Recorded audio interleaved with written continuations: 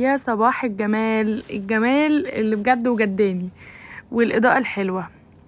بصوا بقى، انتوا دلوقتي هتشوفوا حاجة مختلفة. ليه؟ لان انا طلعت صورت في البلكونة عشان الاضاءة بتبقى رباني، عشان اضاءة البيت كلها استغفر الله العظيم يا رب، وبتبقى ظلماني. انا في الحقيقة زي القمر، الاضاءة هي اللي وحشة والميك اب بتاعي قمر والاضاءة هي اللي وحشة، معروفة.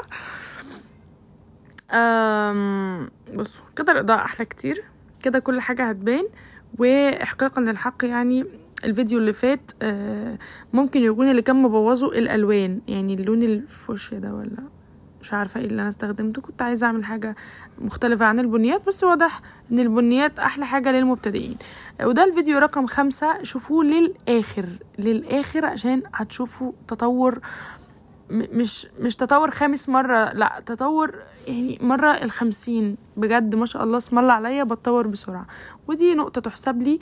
وده حاجة تستاهل ان انتوا تشجعوني اكتر وتشيروا الفيديو عشان خاطر صحابكم يتعلموا، المبتدئين. ما تودوش لناس بروفيشنال يطلعوا لي القطط الفطسانة، مبتدئين بس يتعلموا. احنا هنحط كونسيلر عادي، انا كنت تحت بجيب مالك من الدرس وكنت حاطه صن بلوك والمرطب، فاحنا هنحط كونسيلر وهنعمل خطوات البيزك. كونسيلر تحت العين، كونسيلر حوالين الشفايف وعند الدقن وفوق بين الحواجب، عشان دي الاماكن وطبعا الخدود عشان دي الاماكن اللي بتبقى محتاجه تبقى منوره في الوش. باقي الوش نعمل له كونتور عشان يعني فاهمين نبرز الملامح الحلوه. الكريمي بلاش دوت انا عجبني قوي ان انا باخده بالفرشه كده.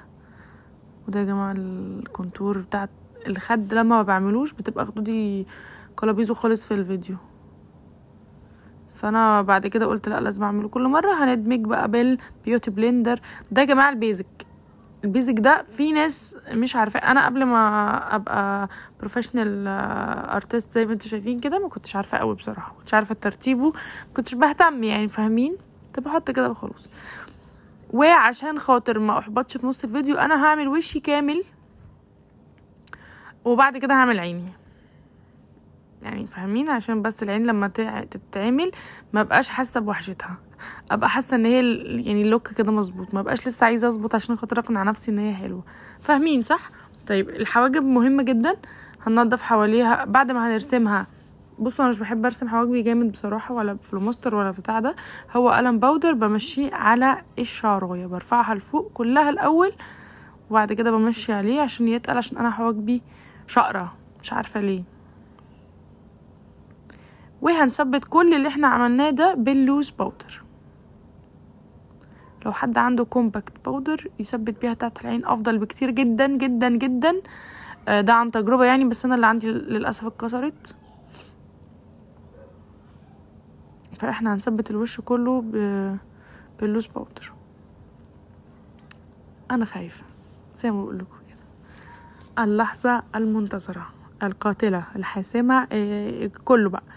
بصوا شايفين الجفن الثابت، احنا هنليطه كله، هنفرشه كله بفرشة بني مقرنش كده، مش بني محمر، مقرنش سيك.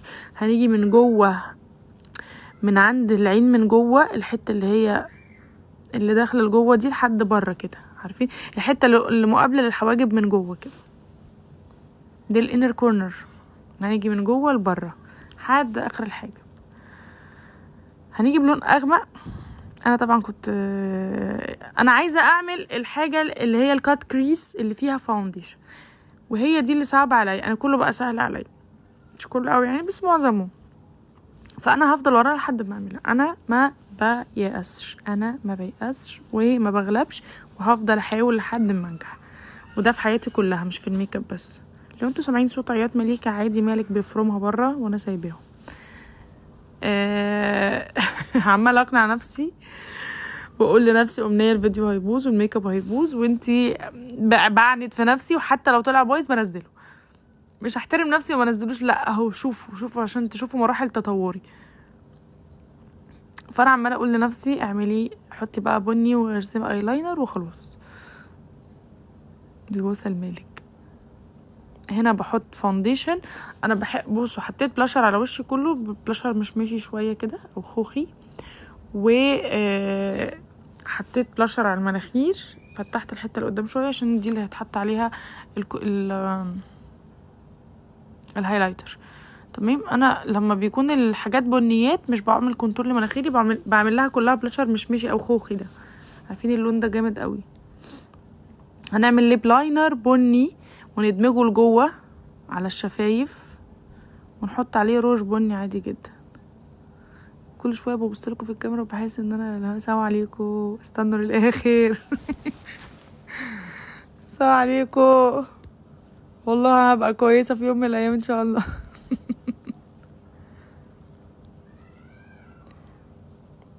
الكورنر بتاعت الشفايف بنملاها مش بنحددها، وبنبلند لجوه. يا جماعه البلندنج ده طلع اهم حاجه في الميك اب.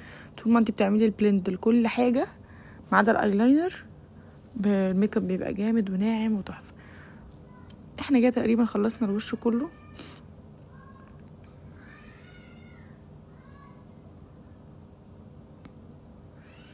ما خلاص يا ست الروج بقى، مش لازم نظبط الروج، انا هظبط كله على الشعره عشان خاطر لو الاي شادو قلش بس هو مش هيقلش. انا الكلام ده كان رايي وانا موجوده، لكن انا وريتكم النتيجه في الاول. بص بقى هنعملها ازاي. احنا هنجيب الفاونديشن ده انا لسه لا، انا برضو ما تنسوش دايما تعملوا الحته تحت عينيكوا باللون اللي انتوا حاطينه فوق، اخف لون يعني ينفع يتحط، اللي هو المقرنش ده هو اللي انا حطيته.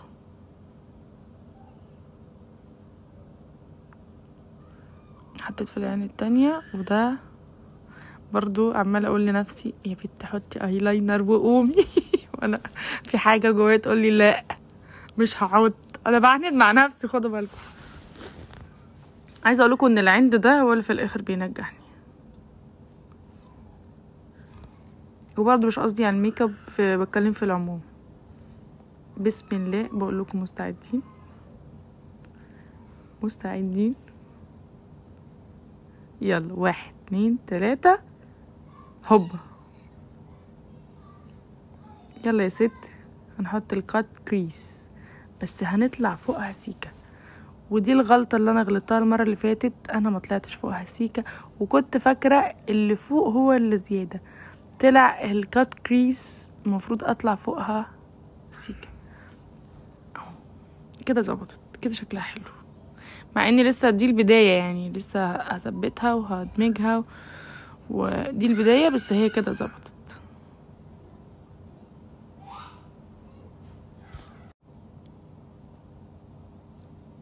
يا ولا، امبارح قلت ان الرسمه دي محتاجه حد من فنون تطبيقيه يعملها. انا عملتها تاني مره في حياتي وطلعت حلوه الحمد لله. انا يا جماعه النتيجه دي بالنسبه لي مرضيه جدا جدا، حتى لو حد بروفيشنال شايفها مش مظبوطه قوي، بالنسبه لي يا جماعه دي اثبت حاجه في التاريخ. ثبتها بلوز باودر، وبعد ما ثبتها بعد ما ثبتها بلوز باودر اخدت بالي اللوز باودر عندي، بس عجبتني قوي. اخدت بالي اللوز باودر عملت فرح. اللوز باودر لونها ابيض، ففكرت ان انا عندي لون بيج هيبقى الطف كتير عشان ماشي مع البني، والبيج فعلا احلى. هيوديها دلوقتي، عارفين هيخلي فيه تناغم الوان اكتر.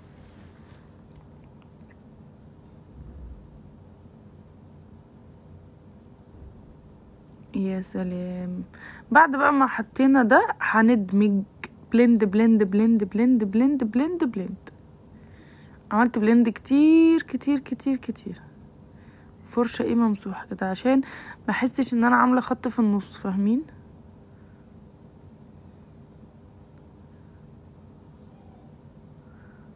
ما احسش ان انا اسماها نصين كده. عموما يعني انتوا لو عايزين تعرفوا هتحطوا كونسيلر لحد فين، لحد نص الحاجب، الكسرة اللي هي بتدوره او بتخليه ستريت دي، عارفينها؟ بس هي حلوة بروفيسورة والله. زودت بس اللي فوق دي، معرفش ليه، بس انا حسيت ان انا كده واثقة من الفوز. بصوا انا جاتلي فكيرة. الفكيرة هي ان كله هيبقى بني في بني كده، وما جبتش برضو جلو الرموش، فحسيت ان انا محتاجة احدد فوق الرمش واحدد اخر خط الاي شادو باسود بس ما يبانش ان انا محددة. فانا بعد بصوا حطيت الفرشة في الاسود ومسحتها بايدي ورحت حددت وبعد كده دمجته لجوه دخلته مع البني، فالنتيجة تحفة. بصوا اكني مش حاطة بس متحدد، يعني اكني رسمة بالمسطرة. انتوا فاهمين قصدي صح؟ هنعمل عيني التانية زيها بالظبط، وجبت لون ذهبي لونه فاقع كده. بس انا خدت بعد ما بحط ايدي بصباعي، بعد ما حطيت صباعي في الباليت بنفضها شوية كده. هو مش مدي اي ذهبي خالص، هو مثبت البيج ومدي لمعة. وقول الله بجد جميل والله، تسلم ايدك يا بنتي يا امنية. هنحط بقى ايه هايلايتر عشان ننور كده، نبقى منورين كده وامورين. هايلايتر ده حبيب قلبي من جوه، بنعمله بحركات دائريه من قدام عشان ما يبانش ان هو خط. لما بيبقى خط انا ببقى شايفه واحده حتى خط بصبعها كده. انا ده يعني مش بشوفها على الناس، بس انا كنت برضو بعملها، بس هو حركات الدائريه اللي في اول حته في البلاشر، بعد كده نرجع ورا. جبت فرشه البلاشر وعدت تاني على البلاش يلا 1 2 3 سقفة. برافو، كله سقف. انا شايفاك اللي ما سقفتيش، سقفي ماما. برافو عليكي يا امنية عاشور، برافو. دي حركات بهلوانية بعملها لما ببقى منتصرة على نفسي. هنحط ماسكارا وده تاني كوت. تاني كوت بيدي افكت احلى يعني، فانتوا حاولوا تحطوا مرة تسيبوه ينشف شوية وتحطوا عليه مرة تاني، فبيديكوا افكت ثاقب كده، فاهمين يعني جريء كده. طبعا بيتوسع العين اكتر. بصوا لو في انا عيني بتوجعني من الكحل، فانتوا المفروض تحطوا كحل جوه الرمش اللي فوق، فانا مش بقدر بصراحه، عيني بتحرقني جدا. وده الفاينل لوك. لو حد عنده اي كومنت يقول. وباي.